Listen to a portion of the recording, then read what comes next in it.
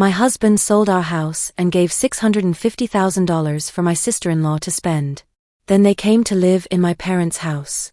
I answered no, and my sister-in-law slapped me across the face. That very same day, I called my lawyer. When they received the subpoena, I'm glad you're here to follow my story until the end. Comment the city you're watching from so I can see how far my story has reached. My name is Noelle, and at 38, I thought I knew my husband. I thought I understood the man I'd been married to for 12 years, the father of my 2 children. But that Wednesday morning in September changed everything I believed about trust, family, and the person I'd built my life with.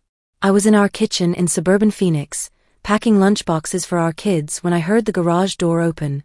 The sound was familiar, Jake's Ford F-150, but something felt different.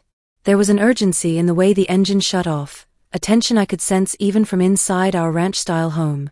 When Jake walked through the door connecting the garage to our kitchen, he wasn't alone. His sister Savannah was with him, but they weren't carrying the usual signs of a casual visit. Savannah had a large designer purse slung over her shoulder, and Jake was carrying what looked like legal documents. "Noelle," Jake called out, his voice strained. "We need to talk." I set down the peanut butter and jelly sandwich I'd been making for our 7-year-old daughter Lily, studying their faces. Jake looked exhausted, his usually neat appearance disheveled. His work shirt was wrinkled, and there were dark circles under his eyes. Savannah, on the other hand, stood perfectly composed in her expensive outfit, her blonde hair styled to perfection despite the early hour. "What's going on?" I asked, wiping my hands on a kitchen towel. "Is everything okay?" They followed me into our living room, their footsteps echoing on our hardwood floors. I noticed Savannah's sharp eyes scanning our home, taking inventory of our furniture, our decorations, as if calculating something. "Noelle, we have something important to tell you," Jake began, settling heavily into our leather couch. I poured myself a cup of coffee from the pot I'd made earlier, my hands steady despite the growing unease in my chest. "I'm listening." Jake glanced at Savannah, who gave him an almost imperceptible nod. "We sold the house." The words hung in the air like smoke. I set my coffee cup down carefully, the ceramic making a soft clink against the saucer. "Which house?" I asked, though something deep in my stomach already knew the answer. "Our house," he said. "This house. This house. Our beautiful ranch home in Scottsdale. The house we'd bought 8 years ago with money from both our savings. The house where we'd brought home both our babies. The house where I'd spent countless weekends creating a home for our family." "You sold our house?" My voice came out smaller than I intended. "Why didn't you tell me you were thinking about selling?" Savannah spoke for the first time since entering our home. "We didn't need permission, Noelle. It's Jake's house too." Her tone was cool, matter-of-fact. But there was something else there, something that made my skin crawl. "I understand it's our house," I said carefully, "but Jake, we discussed staying here long-term. You said it was perfect for raising the kids. What changed?" Jake shifted uncomfortably. "Plans change, Noelle. Sometimes you have to make difficult decisions." "How much did you get for it?" I asked. $650,000, Savannah answered before Jake could speak. There was something almost gleeful in her voice, like she was sharing exciting news. My breath caught. $650,000. It was more than we'd ever imagined when we first bought the house for $420,000. "That's wonderful," I managed. "So where are we moving? Did you find a bigger place? Somewhere in a better school district?" The silence that followed was deafening.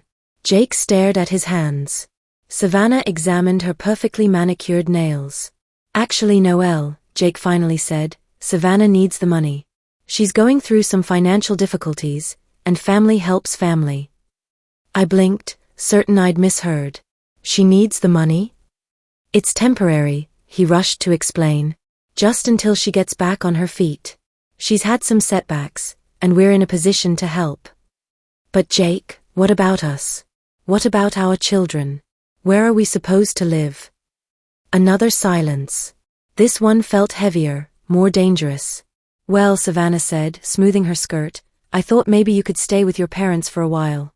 Just temporarily, while I sort things out." I stared at this woman who had somehow convinced my husband to sell our family home and give her over $500,000. The woman who was now suggesting that I and my children should move in with my elderly parents while she figured out her life. Let me understand this, I said, my voice barely above a whisper. You sold our house for $650,000, gave all of it to Savannah, and now you expect me and our children to move in with my parents? Jake finally looked up at me, and I saw something in his eyes that broke my heart. He looked defeated, embarrassed, but also resigned, like he'd given up fighting long ago. It's not forever, he mumbled. Just until Savannah gets back on her feet. I looked between my husband and his sister, seeing them clearly for perhaps the first time. Jake, my partner who I'd trusted with everything, was sitting in our living room telling me we were homeless because he'd given our life savings to his sister. And Savannah, who hadn't worked a steady job in years, was sitting there in what looked like a brand new outfit that probably cost more than our monthly mortgage payment. The room began to spin as the full reality of what they were telling me sank in. This wasn't just about money.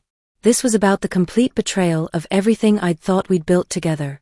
What exactly does Savannah need $650,000 for? I asked, trying to keep my voice steady. Savannah and Jake exchanged another look, and I felt my stomach drop even further. I had some debts to pay off, Savannah said defensively. Credit card debt mostly. And I wanted to start fresh. How much debt? I asked. She glared at me. Enough. I felt like I was drowning. Jake, look at me. My husband raised his head, and I saw the shame in his eyes. How much debt did she have? He sighed deeply. About $120,000. $120,000 in credit card debt. I felt dizzy. What did she buy with $120,000 on credit cards? Clothes mostly, he said quietly. Shoes, handbags, vacations, spa treatments, and some furniture. I calculated quickly in my head. Even being generous with expenses, there should have been over $500,000 left. Where's the rest of the money? Savannah looked up from her phone with irritation. I had other expenses. A new car, some investments, gifts for friends. Things add up. What kind of investments? I bought into my friend Courtney's wellness center, Savannah said without looking up from her phone. It's going to be very successful. How much did you invest?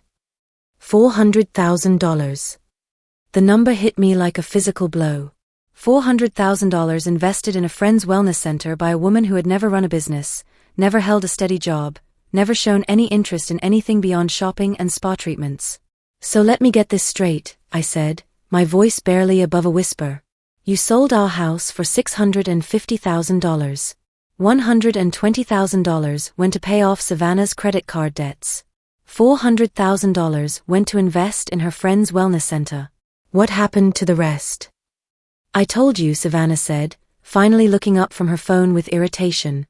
I had expenses. A new BMW, some jewelry, a vacation to Cabo with my girlfriends, new furniture for my apartment. Things add up. Over $650,000 gone in a matter of months on credit card debts, a questionable business investment, and luxury purchases. I sank back into my chair, feeling every one of my 38 years settling into my bones. So now you want us to live with my parents while you figure things out, I said. Just temporarily, Jake repeated, not meeting my eyes. I looked around our home, the home I'd thought was secure, where I'd planned to raise my children, where I'd expected to build our future. I'd worked as a marketing coordinator for 10 years to help pay for this house, to build this life. And what's your plan? I asked. How do you intend to get us back on our feet? Jake and Savannah exchanged another look. Well, Savannah said, Jake will keep working, obviously, and I'm sure the wellness center will start turning a profit soon. And if it doesn't? She shrugged. Then we'll figure something else out. I stared at this woman who had convinced my husband to sell our family home and spend over $500,000 in a few months, and who was now sitting in my living room with the casual confidence of someone who expected to be taken care of. No, I said quietly. What? Jake looked up sharply. I said no. We're not moving in with my parents, so your sister can play entrepreneur with our life savings. The temperature in the room seemed to drop 10 degrees. The word no hung in the air between us like a challenge. I watched my husband's face crumble, but it was Savannah's reaction that truly unsettled me. Her perfectly composed mask slipped for just a moment, revealing something cold and calculating underneath. "Noelle, you can't be serious," Jake said, his voice rising. "We're family." "Yes, we are family," I replied, my voice steadier than I felt. "Which is why I'm not going to enable this disaster you've both created." Savannah set her phone down on my coffee table with deliberate force. "Enable what disaster, Noelle?" "My brother made a business decision. Not every investment pays off immediately." "Business decision?" I couldn't keep the incredulity out of my voice. "Spending $650,000 on credit card debts, a questionable wellness center investment, and luxury purchases is not a business decision, Savannah. It's financial suicide." "How dare you judge how we spend our money?" she snapped, her composure finally cracking. "It wasn't your money," I said quietly. "It was the equity in a house that Jake and I worked 12 years to build." Jake stood up abruptly, pacing to our front window. "Noelle, we wouldn't ask if we had anywhere else to go." "What about Savannah's parents? Surely they could help." "Her parents are retired on a fixed income," Jake said. "They can't afford to support another adult." The same parents whose retirement funds Savannah had probably already tapped, I thought bitterly. I stood up, my patience finally exhausted. "Jake, you gave away our children's security, our future, our home, for what? So your sister could live like a millionaire for a few months?" "It's not that simple." "Yes, it is that simple." I interrupted, my voice rising. "You sold our house without discussing it with me. You gave away our life savings to enable your sister's shopping addiction. And now you expect me to uproot our children from their home, their schools, their friends, so she can continue to avoid the consequences of her choices." Savannah jumped to her feet, her face flushed with anger. "You're being incredibly selfish, Noelle. Family is supposed to help family." "You're right," I said, looking directly at her. "Family is supposed to help family. But you're not helping, Savannah. You're destroying." The confrontation escalated quickly from there. Savannah began listing all the ways I'd supposedly failed as a sister-in-law, how I'd never really accepted her into the family, how I was jealous of her lifestyle and success. "Success?" I laughed bitterly. "What success? You've never held a job for longer than 6 months. You've racked up 6 figures in credit card debt. You convinced my husband to sell our family home to fund your delusions of grandeur. Where exactly is the success in that?" "You wouldn't understand," Savannah shot back. "You've lived such a small, ordinary life. Working your little marketing job, driving your Honda Civic, wearing clothes from Target. You don't know what it's like to have standards." The insult hit its mark, but I refused to show it. "No, Savannah, I don't know what it's like to spend other people's money on luxuries while expecting them to provide me with housing when the money runs out." Jake turned from the window, his face flushed. "Noelle, please. I know Savannah made some mistakes." "Some mistakes?" I interrupted. "Jake, she spent over $650,000 in a few months. This isn't some mistake. This is a pattern of behavior that's been enabled for years." "You don't know anything about our relationship," Savannah hissed. "You don't know what it's like to have a brother who actually cares about his family." "I know what it's like to be married to someone who used to care about his wife and children," I replied. "But apparently, that person doesn't exist anymore." Savannah's face twisted with rage. "Well, aren't you just perfect, Noelle? The perfect wife who raised the perfect children and married the perfect man who chose his family over you." "I never said I was perfect. But I also never said I'd enable financial irresponsibility that puts children at risk." "Your children will be fine," Savannah said dismissively. "Kids are resilient. They'll adapt." That's when something snapped inside me.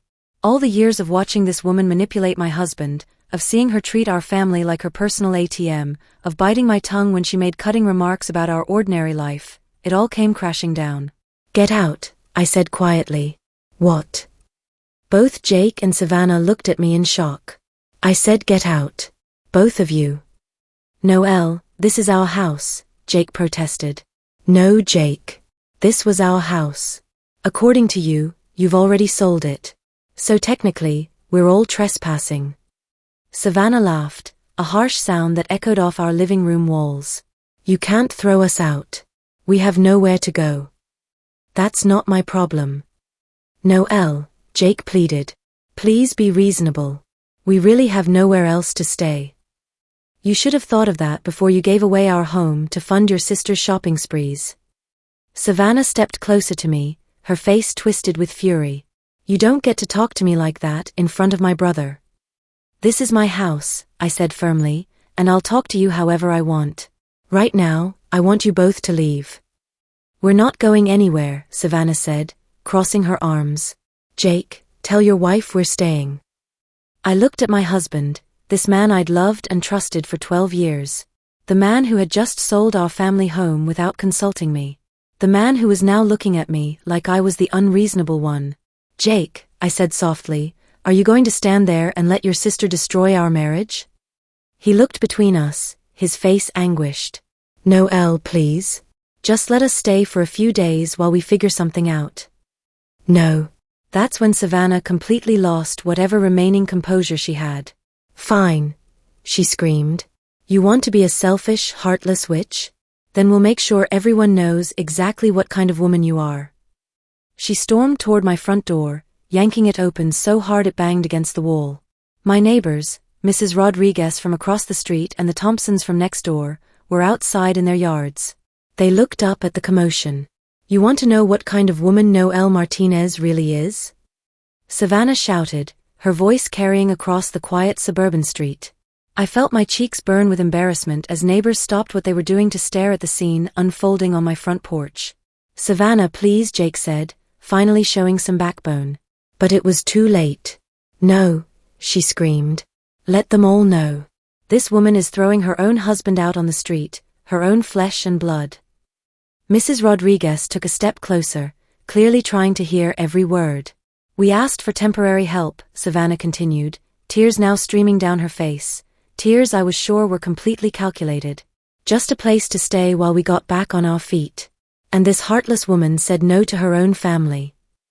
I stood in my doorway, watching this performance, feeling more humiliated than I had in years. My quiet street, where I'd lived for 8 years, where my neighbors respected me, was now witness to this spectacle. That's enough, I said, stepping out onto my porch. No, it's not enough, Savannah whirled around to face me.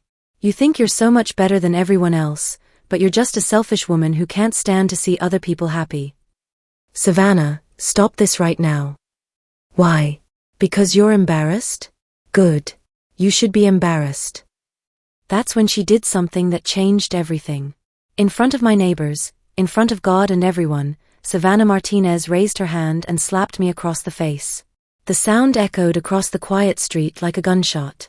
I staggered back, my hand flying to my cheek, more from shock than pain. For a moment, nobody moved. Even Savannah seemed surprised by what she'd done. Mrs. Rodriguez gasped audibly. The Thompsons' teenage son, who had been washing his car, dropped his sponge and stared. I looked at my husband, waiting for him to defend me, to show some outrage that his sister had just assaulted his wife. Instead, Jake stood there looking confused and overwhelmed. Did you just hit me? I asked quietly, my voice steady despite the rage building in my chest. Savannah lifted her chin defiantly. You deserved it. Throwing your own family out on the street like common trash. I looked around at my neighbors, all of them witnessing this humiliation. Mrs. Rodriguez looked horrified. The Thompsons were whispering to each other. Even the UPS driver had stopped his truck to watch. Jake, I said, my voice barely above a whisper, your sister just assaulted me in front of the entire neighborhood. He opened his mouth as if to speak, then closed it again. And you're going to stand there and let her? Noelle, He looked between us helplessly. She's upset. She didn't mean to slap me in the face? Savannah stepped between us. Don't try to make this about you being a victim, Noelle. You brought this on yourself. I stared at this woman who had just humiliated me in front of my neighbors, who had convinced my husband to throw away our financial future, and who was now trying to make me the villain in her twisted narrative. Get off my property, I said quietly. Make me, Savannah sneered.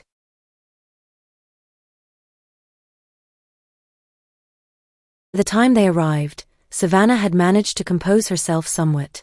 She'd stopped crying and fixed her hair, but I could see the panic still lurking in her eyes. Jake stood beside the front door, looking like a lost child. "Ma'am," Officer Williams said, approaching me first. "We received a call about an assault?" "Yes," I said, pointing to my still stinging cheek. "This woman slapped me." Officer Davis looked at Savannah. "Is this true, ma'am?" "She was being completely unreasonable," Savannah said, as if that justified physical violence.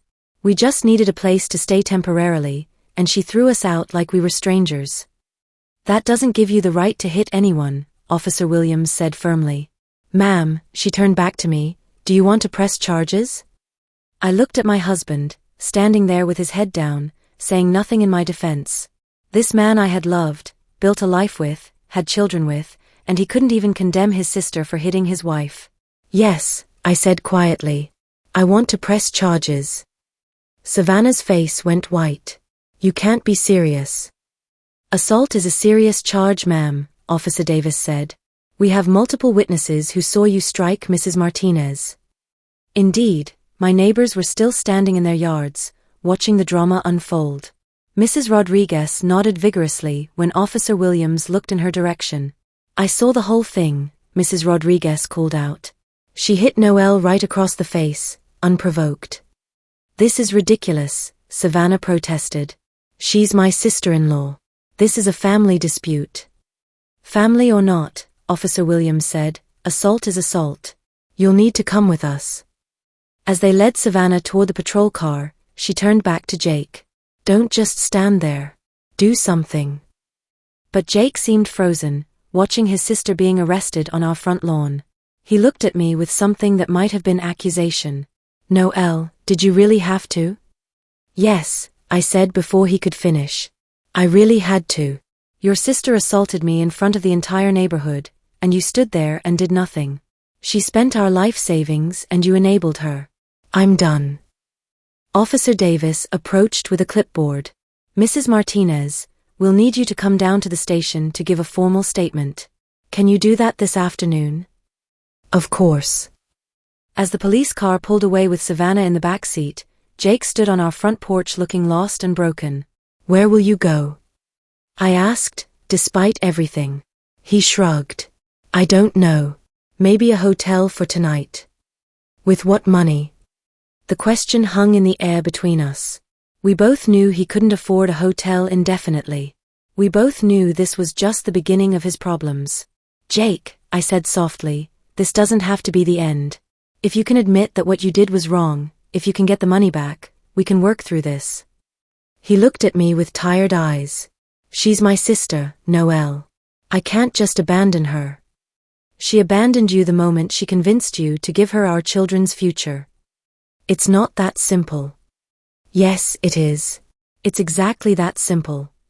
He climbed into his pickup truck without another word and drove away, leaving me standing on my front porch, feeling more alone than I had since my father died 3 years earlier. But as I watched him disappear down our street, I realized something important. I wasn't just alone, I was free. Free from the lies, the manipulation, the constant financial stress of being married to someone who couldn't say no to his sister. For the first time in months, maybe years, I could breathe. The rest of the day passed in a blur. I gave my statement at the police station, detailing not just the assault but the entire situation. The officer taking my statement, Detective Reynolds, was thorough and professional. "Mrs. Martinez," she said when we were finished, "I have to ask, is this the first time your sister-in-law has been physically aggressive with you?" I considered the question. "Yes, physically. But she's been emotionally manipulative for years." "Can you elaborate on that?"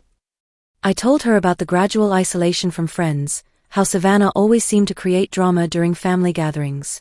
How she'd slowly turned Jake against me, making him believe that his wife was controlling and unsupportive.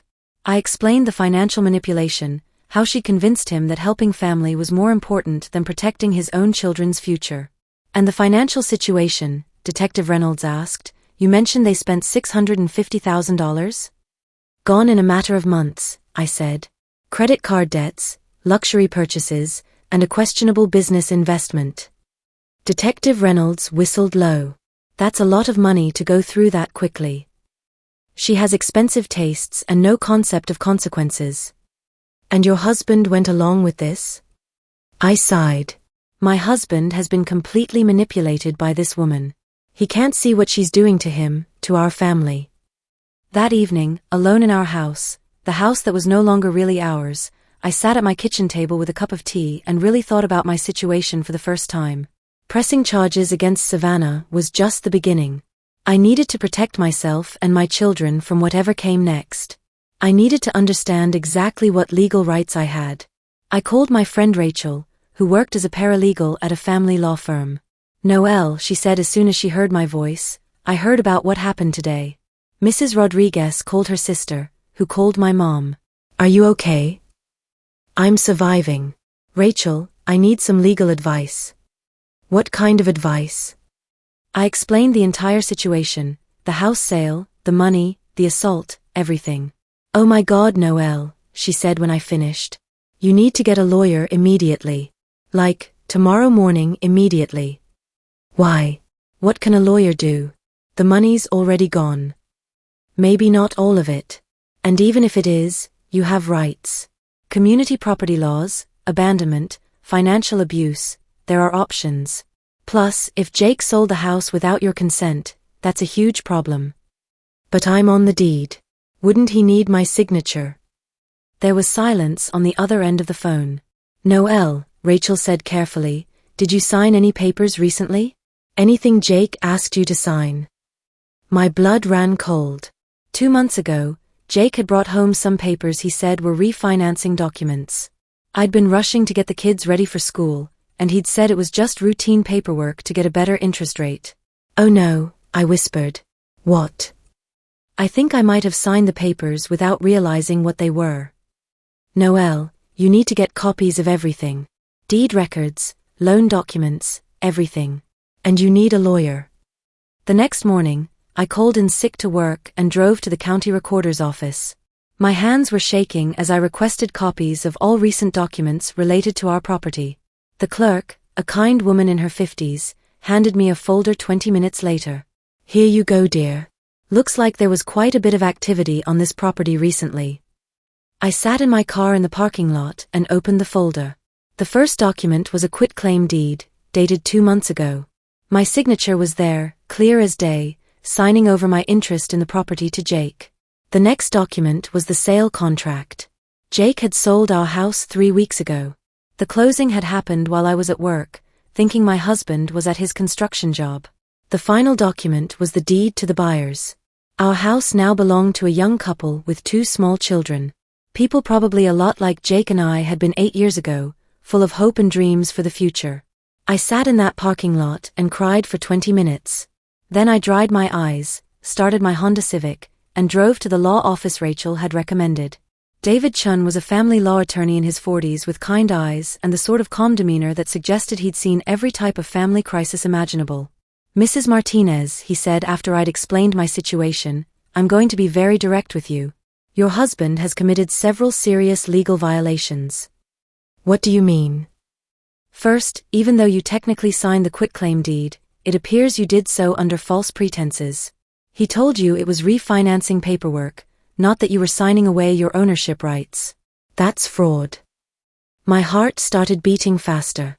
Second, even if the quitclaim deed were valid, he had a fiduciary duty as your spouse to use the proceeds of the sale for the benefit of the family. Giving $650,000 to his sister for her personal expenses violates that duty. So what can I do? We can file several types of lawsuits. Fraud for the quitclaim deed. Breach of fiduciary duty for giving away the money. And we can seek emergency spousal support and child support. What about criminal charges? David leaned back in his chair. That's more complicated. The fraud might be criminal, but prosecutors are often reluctant to get involved in what they see as family disputes. However, combined with your sister-in-law's assault charge, it paints a picture of a pattern of abuse. I felt a flutter of something in my chest. Not quite hope, but something stronger than despair. David, I said, I want you to do whatever it takes to protect my children and get justice for what they've done. I'll file the papers this afternoon. As I left David's office, I felt something I hadn't experienced in months: control. For too long, I'd been reacting to Jake and Savannah's chaos. Now, finally, I was taking action. That afternoon, Jake called. "Noelle, Savannah made bail. We need to talk." "No, we don't." "Noelle, please. She's sorry about hitting you. She was just desperate." "Jake, your sister stole our children's future and then assaulted me when I refused to enable her further. There's nothing to talk about." "What do you mean stole?" "We helped family. That's what you do." "Is that what you call tricking me into signing away my ownership of our house so you could give the money to your sister?" The silence on the other end of the phone stretched so long I thought he might have hung up. "Noelle," he finally said, his voice shaking, "what are you talking about?" "I know about the quitclaim deed, Jake. I know you lied to me about what I was signing. I know you sold our house without telling me. And I know you gave away our children's security to fund your sister's delusions." More silence. "How did you find out?" "I hired a lawyer." "You hired a lawyer?" His voice went up an octave. "Noelle, we can work this out. We don't need lawyers. We needed to work it out before you committed fraud. We needed to work it out before your sister assaulted me. Now it's too late for working things out." "What are you going to do?" "I'm going to protect my children and myself. You and Savannah should prepare to face the consequences of your choices." I hung up before he could respond, my hand shaking as I set the phone down. Outside, the Arizona sun was setting over the neighborhood I'd thought I'd never have to leave. Tomorrow, the legal papers would be filed. Tomorrow, the real fight would begin. But tonight, for the first time in months, I felt like I had a chance of winning. 3 days after I filed the lawsuit, David Chun called me with news that made my blood run cold. "Noelle, I need you to sit down," he said. "My investigator has been looking into your sister-in-law's background, and we've uncovered some things you need to know." I was already sitting at my kitchen table, but I gripped the phone tighter. "What kind of things?" "Savannah has a pattern of this behavior. Before Jake, she was in a serious relationship with a man named Robert Hammond. The relationship ended when he discovered she'd been using his credit cards without permission. She ran up over $80,000 in debt before he found out." My heart sank. "Does Jake know this?" "I don't think so. She's very good at covering her tracks. But there's more, Noelle. The wellness center she invested in? It doesn't exist." My investigator couldn't find any business license, any storefront, any evidence that this wellness center is anything more than a way for her friend to get $400,000 for free. I felt sick. "So the money is just gone?" "It appears so. And Noelle, there's something else, something worse." I braced myself. "She's been having an affair for at least 8 months, possibly longer. The man is married, wealthy, and she's been using your husband's money to fund their relationship. The expensive jewelry, the spa trips, the new BMW, it was all part of maintaining her relationship with this other man." The room spun around me. I gripped the edge of the table to steady myself. My brother-in-law's wife, who had convinced my husband to throw away our children's future, had been using our money to fund an affair with someone else. "Does Jake know about the affair?" "I don't believe so." "But Noelle, the man she's been seeing, he's ending the relationship." My investigator spoke to his wife, who found out about the affair and gave him an ultimatum. That's why Savannah was suddenly desperate for money and a place to stay. Her sugar daddy cut her off. I closed my eyes, processing this information. Everything made sense now. The sudden urgency to sell the house, the reckless spending spree, the desperation when I refused to let them move in with my parents. Savannah wasn't just irresponsible with money, she was a predator who had systematically destroyed my husband's life to fund her affair. "What do we do with this information?" I asked. "We use it. In the lawsuit, we can argue that the money was obtained through fraud and deception. We can also use it to ensure your husband understands exactly who he's been defending." That afternoon, the process server delivered the legal papers to the cheap motel where Jake and Savannah were staying. I knew because Jake called me 30 minutes later, his voice shaking with rage. "Noelle, what the hell is this?" "It's a lawsuit, Jake. Multiple lawsuits, actually." $800,000? You're suing us for $800,000. That's what you owe me and our children. The house proceeds, plus damages for fraud, plus punitive damages for breach of fiduciary duty. We don't have $800,000. I know. That's what happens when you steal from family to fund a lifestyle you can't afford. I could hear Savannah in the background, screaming something I couldn't quite make out. She wants to know if you've lost your mind, Jake said. Tell your sister that I'm completely sane. I'm also completely done being lied to, stolen from, and assaulted.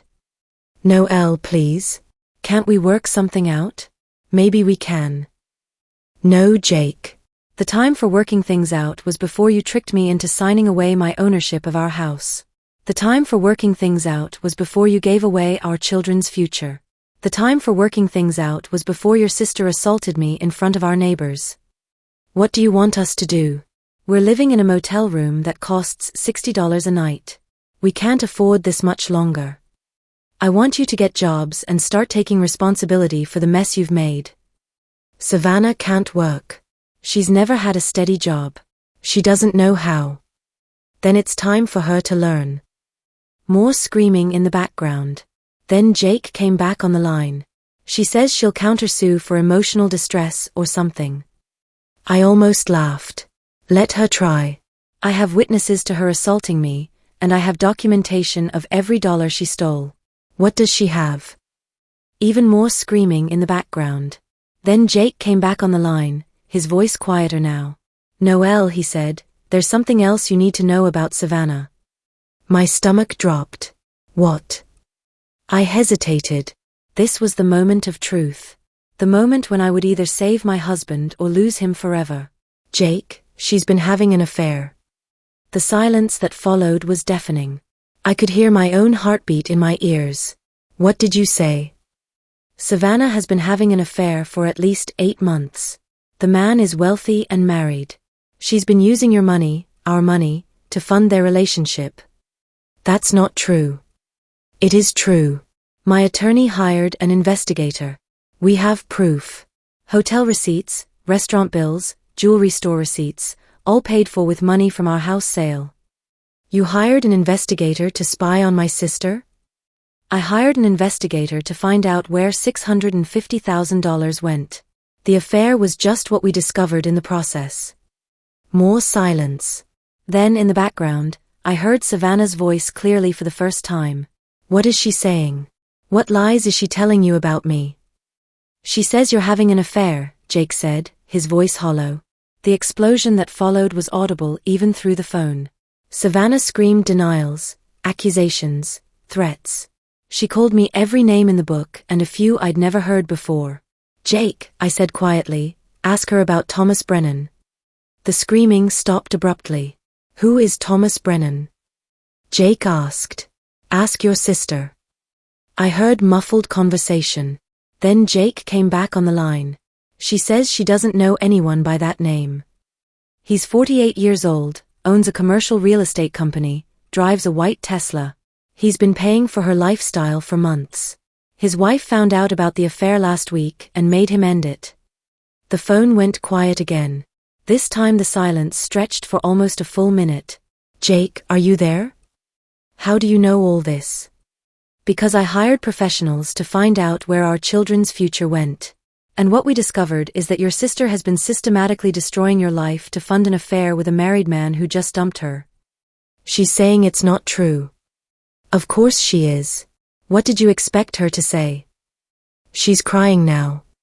She's manipulating you again, Jake. Just like she's been manipulating you for years. Noelle, I can't. I need to think. Think about this, Jake. Think about how she convinced you to sell our house without discussing it with me first. Think about how she spent $650,000 in a few months while you were at work, trusting her to make responsible decisions. Think about how she slapped your wife in front of our entire neighborhood and then expected you to defend her. I'm hanging up now, Jake. Wait. But the line went dead. I sat in my kitchen staring at the phone, wondering if I'd just saved my husband or lost him forever. Either way, I had told him the truth. What he did with that information was up to him. The next morning, David Chun called again. Noelle, I have an update. Your husband called my office this morning. He wants to meet. Meet about what? He didn't say specifically, but he sounded different. Defeated, maybe. Or awakened. It's hard to tell. We arranged to meet at David's office that afternoon. I arrived early, nervous about seeing Jake again. When he walked in, I barely recognized him. He'd always been lean, but now he looked gaunt. His clothes hung loosely on his frame, and there were dark circles under his eyes that made him look 10 years older. "Hello, Noelle," he said quietly, taking the chair across from me. "Hello, Jake." David sat behind his desk, legal pad ready. "Jake, you said you wanted to discuss the lawsuits." "I want to know exactly what Savannah has done," Jake said. "I want to see all the evidence." For the next hour, David laid out everything his investigator had discovered. The affair with Thomas Brennan, documented through hotel receipts and credit card statements. The fake wellness center investment that was nothing more than a way to funnel money to Savannah's friend. The pattern of financial deception with previous boyfriends. The mounting credit card debt that Jake hadn't known about. With each revelation, I watched my husband shrink further into his chair. By the time David finished, Jake was staring at his hands, silent tears streaming down his face. "Where is she now?" I asked gently. "At the motel. She doesn't know I'm here." "What are you going to do?" Jake looked up at me with red-rimmed eyes. "I don't know, Noelle. I honestly don't know. My whole life, everything I thought I knew about my sister, it's all been a lie." "I'm sorry, sweetheart. I truly am. She's been stealing from me for years. Not just spending money, actively deceiving me, lying to me. Using our children's money to fund an affair." He wiped his eyes with the back of his hand. "And when you tried to warn me, I chose her over you. You were manipulated by someone who's very good at manipulation. It's not your fault. Isn't it? I'm 35 years old, Noelle. I should have seen the signs. I should have questioned why she never wanted to work, why she always needed more money, why she was so eager to sell our house." David cleared his throat. "Jake, the question now is what you want to do about the lawsuits. Your wife is entitled to the money you gave away, but we could potentially work out a payment plan if—" "No," Jake interrupted. "She deserves to be paid back immediately. All of it." "Son, you just said you don't have the money." "I'll get it. I'll take out loans, work extra jobs, sell whatever I need to sell. Noelle, you've been trying to protect our family our whole marriage, and I repaid you by letting my sister steal from you and assault you." He wiped his eyes again. "I won't fight the lawsuit. You deserve every penny." I felt my own eyes filling with tears. "And Noelle, I want you to know that I'm filing for separation today. I can't stay married to someone who enabled this. I need to figure out who I am without Savannah's influence." The relief I felt was overwhelming, but also bittersweet. This was the Jake I'd fallen in love with, the man who took responsibility for his actions and put family first. But it had taken losing everything for him to find his way back. "What about Savannah?" I asked. "What will she do?" Jake's face hardened. "That's not my problem anymore. She's an adult who made her own choices. Let her figure out how to live with the consequences." As we left David's office, Jake and I walked to our cars together. At my Honda, he stopped and turned to me. "Noelle, I know I don't deserve your forgiveness. I know I've hurt you and our children in ways that might not be fixable. But I want you to know that I'm going to spend however long it takes making this right." I reached out and touched his arm the way I used to when he needed comfort. "You already are making it right, Jake. You already are." As I drove home to pick up our children from my parents' house, I felt something I hadn't experienced in years: hope.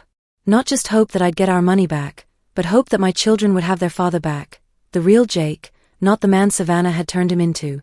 But I also knew that Savannah wouldn't go quietly. A woman who'd spent years manipulating and deceiving wouldn't just accept defeat. When she realized that Jake was done being her enabler, she would fight back. And when she did, it would probably get very ugly indeed. I was right to be worried. The real battle was just beginning. 2 days after Jake filed for separation, Savannah showed up at my children's elementary school during pickup time. I was waiting in the car line when I saw her marching across the parking lot toward where parents were collecting their kids. My blood ran cold when I realized what she was doing. She was heading straight for 8-year-old Lily and 6-year-old Connor, who were walking toward my car with their backpacks. I threw my car in park and jumped out, running toward them. Lily, Connor, come here right now. But Savannah reached them first. I watched in horror as she knelt down to their eye level and started talking to them, her voice too low for me to hear from 20 feet away. Aunt Savannah. Lily said, confused. What are you doing here? Where's Uncle Jake? That's what I want to talk to you about, sweetheart, Savannah said, her voice dripping with false sweetness. Your mommy has been telling lies about me and Uncle Jake. Savannah. I shouted, finally close enough for her to hear me. Get away from my children right now. She looked up at me with a smile that made my skin crawl. I'm just talking to my niece and nephew, Noelle. Explaining to them why their family is falling apart. Other parents were starting to notice the commotion. Mrs. Patterson, whose daughter was in Lily's class, stopped her car and got out. Kids, get in the car, I said firmly to Lily and Connor, who looked confused and frightened by the tension they could sense but not understand. But Mom, Lily said, Aunt Savannah says you're trying to put Uncle Jake in jail. My heart broke seeing the confusion in my daughter's eyes. Honey, that's not true. Please get in the car right now. I'm not done talking to them, Savannah said, standing up to her full height. She was taller than me by 3 inches, and she used every bit of that height to try to intimidate me. Yes, you are done, I said, stepping between her and my children. You need to leave school property immediately, or I'm calling the police. Go ahead and call them, she sneered.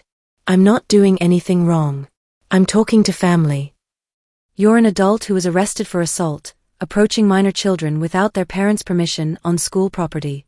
That's something wrong. By now, a crowd of parents had gathered. Some were recording with their phones. Mrs. Patterson approached us. Is everything okay, Noelle? She asked, clearly ready to help if needed. Mrs. Patterson, could you please walk my children to my car? I need to handle this situation. Of course. Mrs. Patterson gently guided Lily and Connor toward my Honda, talking to them softly to distract them from what was happening. You can't keep me away from them forever, Savannah hissed. They deserve to know the truth about what kind of mother you really are. The truth? The truth is that you manipulated their father into giving away their future, then assaulted me when I refused to enable you further. The truth is that you spent their college fund on jewelry and spa treatments to impress your married boyfriend. Savannah's face went white. She hadn't expected me to know about Thomas Brennan, or to be willing to discuss it publicly. That's a lie. Is it? Should we call Thomas and ask him? Oh wait, we can't. His wife made him change his number after she found out about your affair. I could see the fight going out of her. Without Jake to enable her, without Thomas to fund her lifestyle, without the house money to spend, Savannah was just a 32-year-old woman with no job, no skills, and no one left to manipulate. You've destroyed my life, she whispered. No, Savannah. You destroyed your own life. You destroyed Jake's life. You tried to destroy my children's lives. But you couldn't destroy mine, because I refused to let you. The school security guard approached us.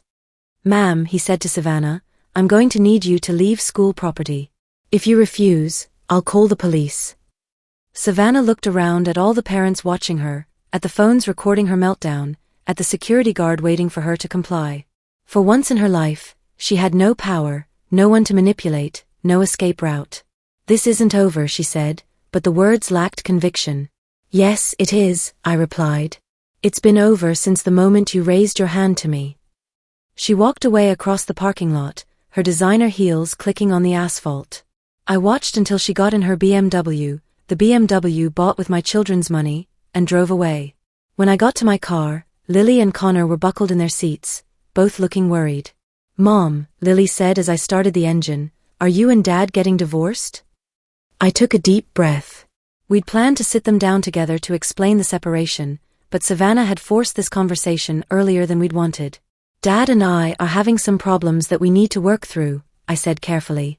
We're going to live separately for a while so we can figure things out. Is it because of Aunt Savannah? Connor asked. Even at 6, he'd sense the tension whenever she was around. Partly yes. Aunt Savannah made some choices that hurt our family, and Dad and I disagree about how to handle that. She seemed really mad, Lily observed. She is mad, because she's facing consequences for her actions. Sometimes when people have been able to get away with bad behavior for a long time, they get very angry when someone finally says no. Over the next few weeks, life settled into a new routine. Jake found a small apartment across town and started working overtime to pay back what he could of the money Savannah had spent. He picked up the kids every Wednesday evening and every other weekend, and slowly began rebuilding his relationship with them. I kept working at my marketing job and started seeing a counselor to help process everything that had happened. The house sold to the family who'd bought it from Jake, and I used my share of the settlement to put a down payment on a smaller house in the same school district. Savannah disappeared. Jake told me she'd mentioned something about moving to California to stay with a cousin, but he didn't know for sure and frankly didn't care. The criminal charges against her were still pending, but her lawyer was working on a plea deal that would involve restitution and community service. 6 months after that terrible day when Jake first told me he'd sold our house, I was sitting in my new kitchen, smaller than our old one, but mine, when David Chin called. Noelle, I have some good news. We recovered $180,000. From where? Remember that wellness center investment? It turns out Savannah's friend Courtney did have a business license and a legitimate wellness center. She just used Savannah's money to expand it without giving Savannah any ownership stake. When we threatened her with fraud charges, she agreed to pay back what she could. It wasn't the full $400,000, but it was something. More importantly, it was justice. There's more, David continued. Jake has been making his payments on schedule. At this rate, he'll have paid back everything within 3 years. And Thomas Brennan? His wife cleaned him out in the divorce. He's paying spousal support and has nothing left to give back. But at least he's facing consequences too. That evening, Jake came to pick up the kids for his weekend. As they ran to get their overnight bags, he lingered in my kitchen doorway. Noelle, he said, I know I've said this before, but I need to say it again. I'm sorry. For all of it. For choosing Savannah over our family. For letting her manipulate me into betraying your trust. For not protecting you and the kids from her toxicity. Jake, we've been through this. No, let me finish. I've been going to therapy too, trying to understand how I let this happen. How I let her convince me that helping family meant sacrificing my wife and children. I studied his face. He looked healthier than he had in months. The stress lines around his eyes were fading, and there was a clarity there that I hadn't seen in years. What did you learn? I asked. That I was so afraid of conflict, so desperate to keep everyone happy, that I forgot my first responsibility was to protect my family. I let Savannah's drama and manipulation become more important than your feelings, your security, our children's future. And now? Now I know the difference between helping someone and enabling them. Helping someone means supporting them while they take responsibility for their choices. Enabling means protecting them from the consequences of their actions. I nodded. That's a hard lesson to learn. The hardest, but necessary. He paused, looking out the window at our children playing in the backyard. Do you think there's any chance for us? Not now. I know I have a lot of work to do still. But someday. I was quiet for a long moment, thinking about everything we'd been through. The betrayal, the lies, the financial devastation, the assault. But also thinking about the man I'd fallen in love with 15 years ago, the father who was now fighting to rebuild his relationship with his children, the husband who was working 3 jobs to pay back money he'd given away. I don't know, Jake, I said honestly. A lot of damage was done. Trust is hard to rebuild. I understand. But, I continued, I can see you're trying. And that matters.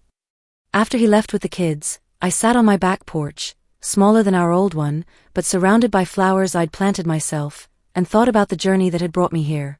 A year ago, I'd thought my life was settled, secure, predictable. I'd had no idea that my greatest challenge and my greatest victory were still ahead of me. I'd learned that sometimes the most important battles are the ones you never wanted to fight, fought against people you never wanted to hurt, in defense of principles you never thought you'd have to defend. But when those battles come, you have 2 choices, fight or surrender everything you've worked for to people who see your kindness as weakness. I chose to fight. And in fighting, I discovered that at 38 years old, with 2 children depending on me, I was stronger than I'd ever imagined. The flowers in my new garden were blooming beautifully, their petals bright and hopeful in the Arizona evening. Like me, they had survived transplanting and were thriving in new soil.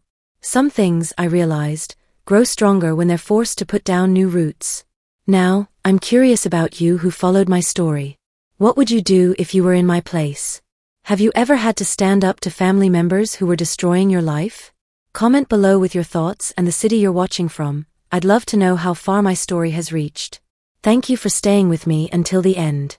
Sometimes the most important stories are about ordinary people finding extraordinary strength when they need it most.